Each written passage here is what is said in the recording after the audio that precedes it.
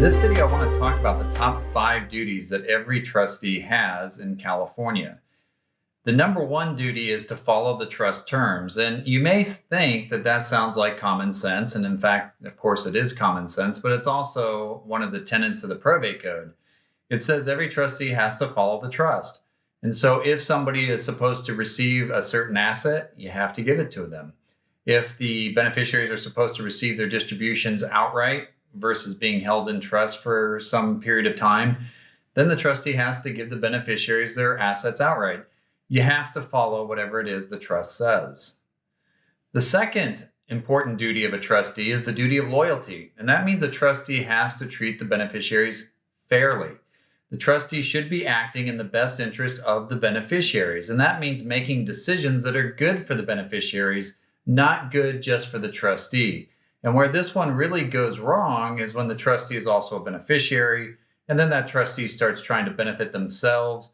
That's really a problem. And that's where the duty of loyalty says a trustee can't do that. A trustee has to treat all the beneficiaries fairly and equally, and that's the duty of loyalty. The third most important duty of a trustee is to report information and account. If a beneficiary asks you for financial information pertaining to the trust, you as a trustee have a duty to give it to them within a reasonable amount of time. Doesn't mean you have to do it the same day, but you certainly should be doing it within a matter of days or perhaps a week or two, depending on how complicated the request is.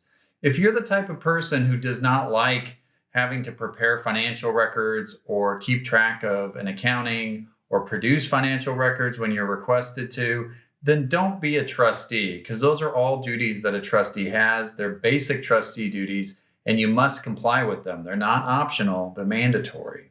The fourth important duty of a trustee is to make distributions. You have to give the money out or the assets out when the trust tells you to. And a lot of trusts will say that after the last parent dies, the assets are going to be distributed outright and free of trust. That means you have to actually give the property to the beneficiaries. You can't just hold on to it indefinitely. And a lot of private people who are acting as trustees, they think that the trust is just going to continue on as if it were a corporation or an LLC or something like that. It's not. When the trust requires outright distribution, the trust is coming to an end. The trust is over, at least for that beneficiary or that group of beneficiaries. And the trustee has to take the assets and hand them out. It's kind of the end of the ballgame and end of story. But so often a private trustee either refuses to make distribution, or the trustee may require that the beneficiary sign something like a release or indemnification before making distributions. None of that really is allowed. You cannot force a beneficiary to sign a release of your liability as trustee before getting a proper trust distribution. You have to give the assets out. Now, the trustee is allowed to keep a reasonable reserve. That's the amount of money that the trustee thinks might be required to do a final accounting, to do final tax returns, that sort of thing. But reserves should be relatively small compared to the overall size of the estate. And finally, for those trustees who are required to keep assets in a trust for an extended period of time, you really have to look into your duty to invest prudently. There's a requirement that every trustee invest prudently.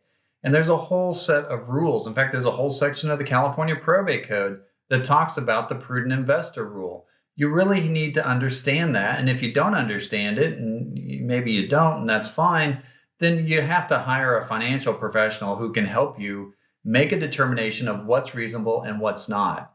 And that is so critically important, because you as trustee ultimately will be liable if you invest either imprudently and lose a bunch of money, or if you don't invest at all and the money, you never make any money. Over an extended period of time, that could be a substantial harm to the beneficiary. So know your investment duties and make sure you follow them, and make sure you document them in writing so you can prove that you made good, prudent investment choices. Albertson & Davidson is here to help you fight for your inheritance.